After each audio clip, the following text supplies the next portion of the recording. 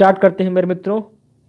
आप सभी को पता है कि चौथे भाग में, भाग 4 में, पहले भाग में आपका CDP child development and pedagogy आता है, दूसरे भाग में आपका लैंग्वेज होता है और तीसरे भाग में होता है आपका अ, दो भाषा होता है, एक अंग्रेजी और हिंदी, या फिर किसी का संस्कृत होगा, उर्दू होगा, तो वो अलग है। बाकी आपका 60 नंबर का प्रश्न जो है वो सामाजिक अध्ययन का पूछा जाता है। मैं ये बातें उन लोगों के लिए बता रहा हूँ जो पहली बार इस बार सीटेट का पेपर देने के लिए जा रहे हैं। जो लोग ऑलरेडी पेपर दे चुके हैं उन लोगों को बताने की आवश्यकता नहीं है, सबको पता भी होगा। तो दोस्तों चलिए स्टार्ट करते हैं। भाग 4 ख में आता है आपका सामाजिक अध्ययन वैकल्पिक है। वैकल्पिक इसलिए है कि जो लोग कला वर्ग में हैं, यानी कि जिनका आर्ट साइड से तैयारी करते हैं सी टेट की या यूपी टेट की, उन लोगों के लिए जूनियर स्तर में सामाजिक अध्ययन का 60 नंबर का प्रश्न हल करना है। और जो लोग साइंस से आते हैं उन लोगों का गणित और विज्ञान के 60 नंबर के प्रश्न हल करने होते हैं। तो इसलिए यहाँ पर वैकल्पिक दिया हुआ है, सामाजिक अध्ययन वैकल्पिक। चलिए उम्मीद करता हूँ सब समझ में आ गया होगा। दोस्तों पहला प्रश्न आपकी स्क्रीन पर 91 नंबर से स्टार्ट होगा। क्यों? क्योंकि 91 नंबर से ही पेपर में भी आपका प्रश्न आता है। तो दोस्तों 91 नंबर पर अपना पहला प्रश्न है, C TET 2022 paper second junior स्तर के लिए सामाजिक अध्ययन में की प्राथमिक शिक्षा उपलब्ध करवाने हेतु सर्व शिक्षा अभियान का लक्ष्य है। क्या लक्ष्य है? ऑप्शन ए कह रहा है कि वे सभी बच्चे जो 6 से 14 वर्ष की आयु समूह में हैं। ऑप्शन बी कह रहा है वे सभी व्यक्ति जो 6 से 55 वर्ष की आयु समूह में हैं। तीसरा, जनजाति क्षेत्र की बालिकाओं को। और चौथा है ऑप्शन नंबर डी, गरीबी रेखा के नीचे के परिवारों के सभी बच्चों को। बिल्कुल सही जवाब। वे सभी बच्चे जो 6 से 14 वर्ष की आयु के होते हैं, वे सारे बच्चे प्राथमिक शिक्षा उपलब्ध कराने के लिए सर्व शिक्षा अभियान के अंतर्गत आते हैं। अर्थात सर्व शिक्षा अभियान के अंतर्गत 6 से 14 वर्ष की बच्चों को निःशुल्क शिक्षा देने का प्रावधान है। तो ऑप्शन नंबर ए आपका यहाँ पर 91 नंबर प्रश्न में राइट और करेक्ट ऑप्शन हो जाएगा। नेक्स्ट अगला 92 नंबर पर दूसरा प्रश्न है, भारत में सकल राष्ट्रीय उत्पाद में सबसे अधिक योगदान है। ऑप्शन ए है प्राथमिक क्षेत्र का, ऑप्शन बी द्वितीय क्षेत्र का, ऑप्शन तृतीय क्षेत्र का और ऑप्शन डी सरकारी क्षेत्र का। तो दोस्तों राइट और करेक्ट ऑप्शन हो जाएगा, राइट और करेक्ट ऑप्शन हो जाएगा 92 नंबर के प्रश्न में सभी लोगों का जवाब आ रहा है। घरेवार कल्पना, धीरज कुमार, काजल प्रजापति, ज्ञान आरबीएल, श्रद्धा अग्रहरी। तो दोस्तों राइट आंसर हो जाएगा ऑप्शन नंबर ए, प्राथमिक क्षेत्र। बिल्कुल सही जवाब है दोस्तों। भारत में सकल राष्ट्रीय उत्पाद में सबसे अधिक योगदान है प्राथमिक क्षेत्र का। अगला तीसरा प्रश्न है, भारतीय संविधान का मुख्य आधार है। सभी लोग कमेंट करके जवाब देंगे, भारतीय संविधान का मुख्य आधार क्या है। दोस्तों हम लोग थोड़ा जल्दी में इस पेपर को हल करेंगे, ज़्यादा ऑप्शन पढ़ने की आवश्यकता नहीं क्योंकि ऑप्शन आपको स्क्रीन पर दिखाई दे ही रहा है। तो हम लोग सीधे आंसर को देखेंगे। भारतीय संविधान का मुख्य आधार है, कमेंट करेंगे ऑप्शन नंबर डी दोस्तों, भारत सरकार अधिनियम 1935। ऑप्शन नंबर आपका डी यहाँ पर राइट और करेक्ट ऑप्शन हो जाएगा। अगला 94 नंबर प्रश्न है, एक दिस नौ पंथ संबंधित है। एक दिस नौ पंथ जो है वो किससे संबंधित है? राइट आंसर हो जाएगा ऑप्शन नंबर डी, मर्केटर प्रक्षेप से। एक दिस नौ पंथ जो है ये मर्केटर प्रक्षेप से संबंधित है। अगला दोस्तों 95 कह रहा है, सामान्यतः प्रवाल उष्णकटिबंधीय सागर के मध्य में पाए जाते हैं। सामान्यतः प्रवाल उष्णकटिबंधीय सागर के मध्य में पाए जाते हैं। Option A B C D आपके स्क्रीन पर है। ऑप्शन नंबर सी, 30 डिग्री उत्तर एवं 30 डिग्री दक्षिण के मध्य जो है वो प्रवाल उष्णकटिबंधीय सागर के मध्य पाए जाते हैं। ऑप्शन नंबर सी आपका यहाँ पर करेक्ट और राइट आंसर हो जाएगा। नेक्स्ट अगला आपका 96 है, अधिकांश ज्वालामुखी पाए जाते हैं। अधिकांश ज्वालामुखी कहाँ पाए जाते हैं? ऑप्शन नंबर सी, प्रशांत महासागर में अधिकांश ज्वालामुखी पाए जाते हैं। राइट आंसर हो जाएगा। नेक्स्ट अगला आपका 97 कह रहा है कि उपभोक्ता संरक्षण कानून अधिनियम भारत में लागू किया गया। उपभोक्ता संरक्षण कानून अधिनियम जो है वह भारत में कब लागू किया गया? तो यह किया गया आपका 1986 में। ऑप्शन नंबर ए आपका यहाँ पर करेक्ट और राइट आंसर हो जाएगा। अगला आपका 98 कह रहा है कश्मीर को शेष भारत में जोड़ने वाला दर्रा है। कश्मीर को शेष भारत यानी कि बाकी भारत में जोड़ने वाला वो दर्रा कौन सा है? तो वह है दोस्तों आपका बनिहाल दर्रा। ऑप्शन नंबर सी आपका यहाँ पर करेक्ट और राइट आंसर हो जाएगा। अगला 99 का रहा है कि निम्न में से कौन से देश अफ्रीका के प्रमुख यूरेनियम निर्यातक हैं? अफ्रीका के प्रमुख यूरेनियम निर्यातक, ऑप्शन नंबर बी जायरे एवं दक्षिण अफ्रीका जो है यह जो देश है जायरे एवं दक्षिण अफ्रीका, यह अफ्रीका के मुख्य यूरेनियम निर्यातक देश हैं। अगला 100 नंबर पर पूछ रहा है कि अधिसंख्यक कुषाण मूर्तियां प्राप्त हुई हैं। अधिसंख्यक कुषाण मूर्तियां जो है यह कहाँ से प्राप्त हुई हैं? तो यह आपका मथुरा से प्राप्त हुई हैं। ऑप्शन नंबर सी आपका करेक्ट हो जाएगा। अगला 101 कह रहा है कि निम्न में से कौन सी महाद्वीप पर्वत की स्थिति सही है?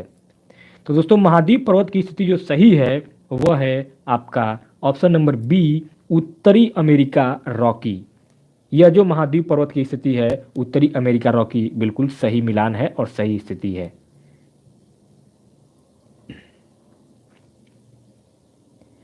अगला 102 कह रहा है कि सार्वजनिक एवं निजी क्षेत्रों के वर्गीकरण का आधार है। सार्वजनिक एवं निजी क्षेत्रों के वर्गीकरण का आधार क्या है?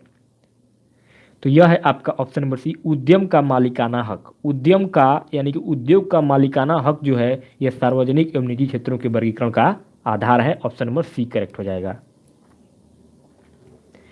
अगला 103 कह रहा है कि भूकंप उत्पत्ति स्थल को कहा जाता है। भूकंप उत्पत्ति स्थल को क्या कहा जाता है? मूल केंद्र। ऑप्शन नंबर आपका बी यहाँ पर मूल केंद्र राइट आंसर हो जाएगा। अगला 104 कह रहा है पृथ्वी की आयु लगभग है। पृथ्वी की आयु लगभग कितनी है?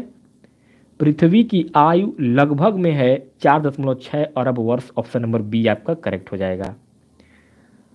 अगला 105 कह रहा है कि निम्न में से कौन सा राज्य भारत का सर्वाधिक चांदी उत्पादक राज्य है? सबसे ज्यादा चांदी कहाँ होता है भारत में? तो यह होता है दोस्तों आपका कर्नाटक में। ऑप्शन नंबर ए आपका कर्नाटक यहाँ पर करेक्ट हो जाएगा। अगला 106 कह रहा है कि रबी की फसल बोई जाती है। रबी की फसल बोई जाती है अक्टूबर से नवंबर तक। ऑप्शन नंबर बी आपका यहाँ पर करेक्ट हो जाएगा। अगला 107 कह रहा है कि मानव विकास सूचकांक रिपोर्ट प्रकाशित की जाती है। मानव विकास सूचकांक रिपोर्ट प्रकाशित की जाती है तो यह यूएनडीपी द्वारा की जाती है। ऑप्शन नंबर आपका ए यहाँ पर करेक्ट हो जाएगा। अगला 108 कह रहा है कि प्राथमिक क्षेत्र में सम्मिलित है। प्राथमिक क्षेत्र में क्या सम्मिलित है? प्राथमिक क्षेत्र में कृषि एवं वन लगाना, मछली एवं मुर्गी पालन, पशुपालन, ये सभी सम्मिलित है। तो ऑप्शन नंबर डी आपका यहाँ पर करेक्ट हो जाएगा। अगला 109 कह रहा है कि भारत में खाद्य प्रबंधन का निम्न में से कौन सा एक उद्देश्य नहीं है? तो खाद्य प्रबंधन में जो उद्देश्य नहीं है वह है आपका खाद्यान्नों का निर्यात। यह जो है आपका एक उद्देश्य नहीं है खाद्य प्रबंधन का। अगला 110 कह रहा है कि शहबाजगढ़ी में अवस्थित अशोक के शिलालेख हैं।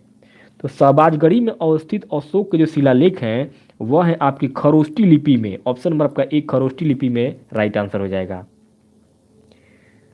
अगला 111 कह रहा है कि वायुमंडल में तापमान गिरावट की दर होती है। वायुमंडल में तापमान गिरावट की जो दर होती है वह प्रति 165 मीटर पर 1 डिग्री सेल्सियस जो है वो तापमान गिरता है या डाउन होता है। अगला 112 कह रहा है कि जनगणना 2011 के अनुसार सर्वाधिक जनसंख्या वाले 4 राज्य चयन कीजिए। 2011 की जनगणना के हिसाब से 2011 की जनगणना के हिसाब से अगर बात की जाए तो उत्तर प्रदेश, महाराष्ट्र, बिहार और पश्चिम बंगाल ये सबसे ज़्यादा जो है जनसंख्या वाले 4 राज्य हैं। अगला 113 कह रहा है कि गल्फ स्ट्रीम पाई जाती है। गल्फ स्ट्रीम कहाँ पाई जाती है? गल्फ स्ट्रीम आपका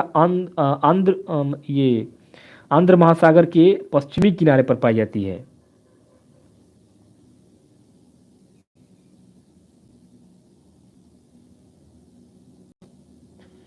चौदहवां प्रश्न थोड़ा सा लंबा है, ध्यान से देखिएगा। कह रहा है कि उच्च प्राथमिक कक्षाओं में सामाजिक विज्ञान के शिक्षण के संदर्भ में निम्न में से कौन सा कथन उचित नहीं है? तो जो उच्च प्राथमिक यानी कि 6 से 8 जूनियर में जो कक्षाओं के संदर्भ में सामाजिक विज्ञान के शिक्षण के लिए जो कथन उचित नहीं है, वह कथन है आपका सामाजिक विज्ञान इसलिए पढ़ाया जाना चाहिए ताकि विद्यार्थी पुराण एवं इतिहास के बारे में जान सके। यह जो कथन है यह उचित नहीं है, यही आपका गलत हो जाएगा, मतलब राइट आंसर हो जाएगा। जिन क्वेश्चन में नहीं पूछा जाता है उसमें थोड़ा सा और ज़्यादा ध्यान देने की आवश्यकता होती है। अगला 115 कह रहा है कि 97% वायुमंडल पृथ्वी तल से डैश डैश डैश तक पाया जाता है। 97% वायुमंडल जो है पृथ्वी तल से पाया जाता है 29 किलोमीटर तक। ऑप्शन नंबर डी करेक्ट हो जाएगा। 116 घाटी की गहराई का सामान्यतः कारण होता है। घाटी की गहराई का सामान्यतः जो कारण होता है वह होता है आपका संक्षारण, मतलब संक्षारण। ऑप्शन नंबर आपका बी यहाँ पर राइट और करेक्ट ऑप्शन हो जाएगा। अगला 117 कह रहा है कि किसी राज्य के नाम में परिवर्तन किया जा सकता है। किसी राज्य के नाम में परिवर्तन किया जा सकता है संसद के द्वारा। ऑप्शन नंबर आपका बी यहाँ पर संसद राइट आंसर हो जाएगा। अगला 118 कह रहा है कि भारत में राष्ट्रीय आय का अनुमान लगाता है। भारत में राष्ट्रीय आय का अनुमान कौन लगाता है? केंद्रीय सांख्यिकी संगठन। ऑप्शन नंबर ए आपका केंद्रीय सांख्यिकी संगठन आपका राइट आंसर हो जाएगा। अगला 119 कह रहा है कि निम्न में से कौन सा सिंधु मानकीकृत उत्पाद था? सिंधु समाज का सबसे मानकीकृत उत्पाद जो था वह था आपका ईंटें। ऑप्शन नंबर आपका सी यहाँ पर ईंटें राइट आंसर हो जाएगा। 120 कह रहा है कि रोम के साथ दक्षिण भारत के व्यापार का सजीव वर्णन करने वाला ग्रंथ।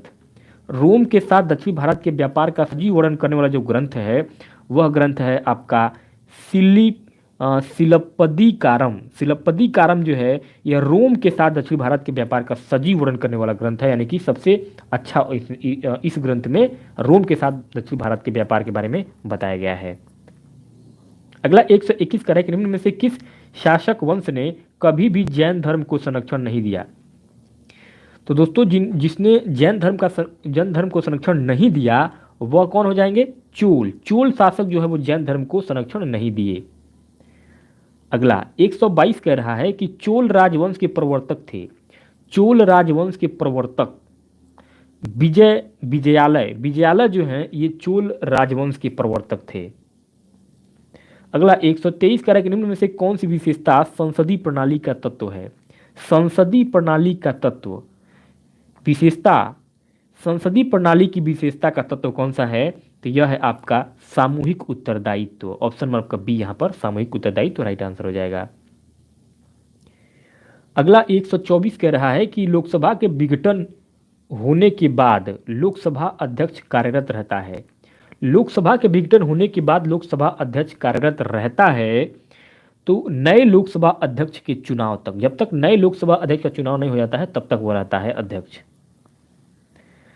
अगला 125 कह रहा है कि मलयालम पुस्तक लीला तिलकम की विषय वस्तु क्या है?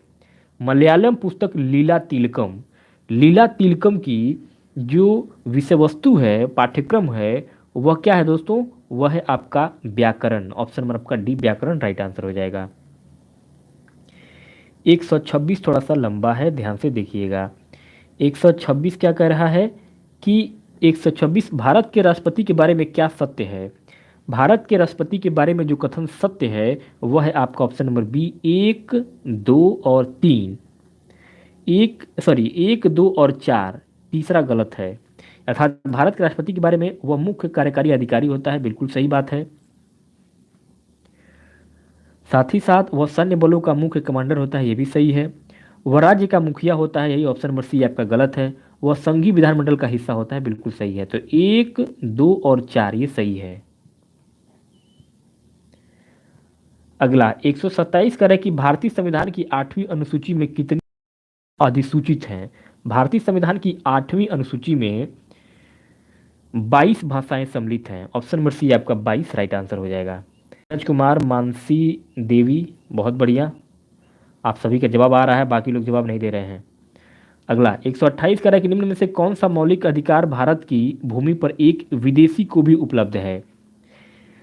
भारत में वो कौन सा मौलिक अधिकार है जो भारत की भूमि पर एक विदेशी को भी मिलता है? तो वह है दोस्तों, वह अधिकार है जीवन व वैयक्तिक स्वतंत्रता का संरक्षण। ऑप्शन नंबर आपका डी राइट आंसर हो जाएगा। 129 कह रहा है कि निम्न में से किस सिंधु शहर के दो के स्थान पर तीन हिस्से थे। सिंधु शहर के दो के स्थान पर तीन हिस्से जो थे वह थे आपके धौलावीरा के। धौलावीरा ऑप्शन में आपका डी राइट आंसर हो जाएगा। 130 कह रहा है कि राष्ट्रपति सदस्य मनोनीत कर सकता है। राष्ट्रपति जो है वो सदस्य मनोनीत कर सकता है किसका, राज्यसभा और लोकसभा दोनों में। ऑप्शन में आपका सी सही हो जाएगा। 131 कह रहा है कि निम्न में से कौन एक क्षेत्र भ्रमण का उदाहरण है। क्षेत्र भ्रमण का जो उदाहरण है दोस्तों सिंपल है आपका ऑप्शन बी, पंचायत घर। ये क्या है, एक क्षेत्र भ्रमण का सिंपल उदाहरण है। 132 क्या है, भारत संविधान की 11वीं अनुसूची में पंचायत राज संस्थाओं के लिए कितने विषय सूचीबद्ध हैं।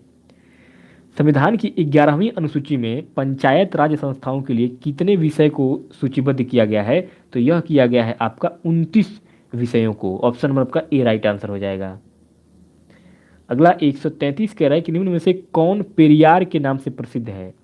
पेरियार के नाम से जो प्रसिद्ध है वह है आपके E V Ramaswamy Naicker. Option number C आपका राइट आंसर हो जाएंगे। अगला 134 हैदराबाद की निजामशाही के प्रवर्तक थे। हैदराबाद की निजामशाही के प्रवर्तक कौन थे, चीन किलिच खां। ऑप्शन नंबर आपका ए यहाँ पर राइट आंसर हो जाएंगे। अगला 135 कह रहा है कि कंदरिया महादेव मंदिर के निर्माता थे। कंदरिया महादेव मंदिर के निर्माता चंदेल शासकों के द्वारा कंदरिया महादेव मंदिर का निर्माण किया गया था, चंदेल शासकों के द्वारा। ऑप्शन नंबर सी सही हो जाएगा। अगला 136 कह रहा है कि भारत में चार बाग शैली के प्रवर्तक थे। भारत में चार बाग शैली के प्रवर्तक जो हैं वो मुगल थे। ऑप्शन नंबर आपका सी यहाँ पर मुगल राइट आंसर हो जाएंगे।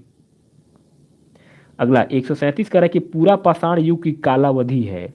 पूरा पाषाण काल की जो समय अवधि है वह कितनी थी, वह थी आपका इकाई, दहाई, सैकड़ा, हजार, 10,000, लाख, 10 लाख, 20 लाख वर्षों से पूर्व 20 लाख से 10,000 ईसा पूर्व तक का जो समय है यह आपका पूरा पाषाण युग की काल अवधि का समय है। अगला 138 भारत में सांप्रदायिक मतदान क्षेत्र आरंभ किए गए। भारत में सांप्रदायिक मतदान क्षेत्र जो है वो कब शुरू किए गए, तो यह शुरू किए गए दोस्तों आपका मार्ले मिंटो सुधार अधिनियम 1909 के द्वारा भारत में सांप्रदायिक मतदान क्षेत्र आरंभ किए गए। Option number B Morley Minto सुधार 1909 राइट आंसर हो जाएगा। अगला 139 कह रहा है कि निम्न में से कौन सुमेलित नहीं है, अर्थात कौन गलत है।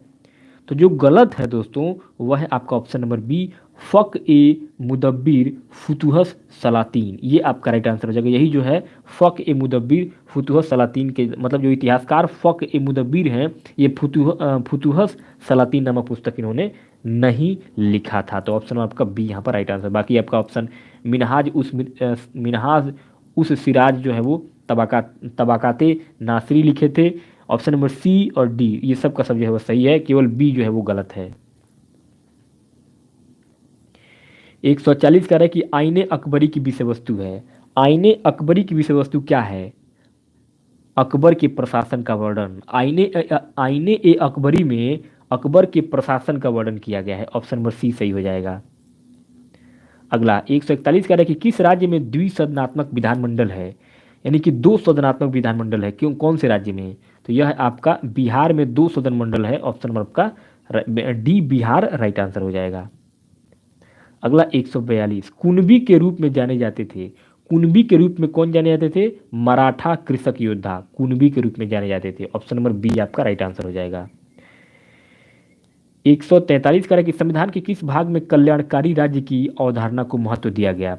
संविधान के किस भाग में कल्याणकारी राज्य की अवधारणा को महत्व दिया गया, तो यह आपका दिया गया था नीति निर्देशक तत्व में। ऑप्शन नंबर डी आपका यहाँ पर नीति निर्देशक तत्व राइट आंसर हो जाएगा। अगला 144 कह रहा है कि किस प्रकरण में उच्चतम न्यायालय ने मूल ढांचा सिद्धांत का सर्वप्रथम प्रतिपादन किया, तो यह किया गया था आपका option number C Kesavananda Bharati मामले 1973 में। केशवानंद भारती मामला 1973 में उच्चतम न्यायालय ने मूल ढांचा सिद्धांत का सर्वप्रथम प्रतिपादन किया था। ऑप्शन नंबर सी करेक्ट हो जाएगा। अगला 145 कह रहा है कि निम्न में से कौन सा सुमेलित है, अर्थात कौन सा सही है, तो तो जो सही है वह उदयन वत्स, ये आपका जो है ऑप्शन नंबर डी, उदयन जो है ये वत्स के द्वारा राइट आंसर हो जाएगा ऑप्शन नंबर डी। अगला 146 कह रहा है कि भारत की प्राचीनतम नौपाषाणिक बस्ती है। भारत की प्राचीनतम नौपाषाणिक जो बस्ती है वह मेहरगढ़ है, ऑप्शन नंबर डी आपका मेहरगढ़ राइट आंसर हो जाएगा। 147 कह रहा है कि निम्न में से किसका उद्देश्य भारत को एक संघीय ढांचा प्रदान करना था। भारत को एक संघीय ढांचा प्रदान करना किसका उद्देश्य था, तो वह था भारत सरकार अधिनियम 1935 का, ऑप्शन नंबर डी आपका यहाँ पर राइट आंसर हो जाएगा।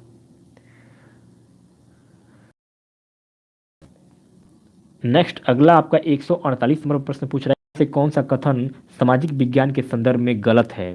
सामाजिक विज्ञान के संदर्भ में जो कथन गलत है वह है आपका ऑप्शन नंबर ए, सामाजिक विज्ञान की प्रकृति वैज्ञानिक होती है। ऐसी बात नहीं है, ऑप्शन नंबर आपका ए यहाँ पर राइट आंसर हो जाएगा। यही कथन आपका जो है वो सामाजिक विज्ञान के संदर्भ में गलत है।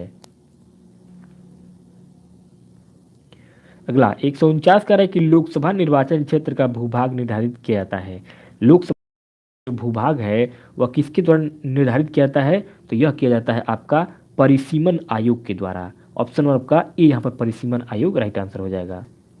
भूभाग की बात की गई है। 150 नंबर पर आखिरी प्रश्न है, कार्यशील पूंजी में सम्मिलित है। कार्यशील पूंजी में क्या सम्मिलित है, कच्चा माल एवं पास में नगदी। कच्चा माल और पास में नगदी जो है ये कार्यशील पूंजी में शामिल होता है। ऑप्शन नंबर आपका बी यहाँ पर करेक्ट और राइट आंसर हो जाएगा। तो मेरे मित्रों इस वीडियो में हम लोगों ने सामाजिक अध्ययन एसएसटी सोशल साइंस के महत्वपूर्ण 60 प्रश्नों को हल किया है, देखा है, जो कि आपके आगामी सीटेट की परीक्षा के लिए बहुत ही ज़्यादा इंपॉर्टेंट साबित होंगे। ऐसे ही प्रश्न पूछे जाते हैं सीटेट की जूनियर स्तर की परीक्षा में, अर्थात पेपर 2 में। तो दोस्तों उम्मीद करता हूँ आपको ये वीडियो अच्छा लगा होगा। अगर वीडियो अच्छा लगा हो तो वीडियो को लाइक कीजिएगा, चैनल पर पहली बार आए हो तो सब्सक्राइब कीजिएगा, क्योंकि हमारे इस चैनल पर आपको सीटेट यूपी टेट की तैयारी लगातार लाइव क्लासेस के माध्यम से और वीडियो क्लासेस के माध्यम से कराई जाती है। बहुत बहुत धन्यवाद।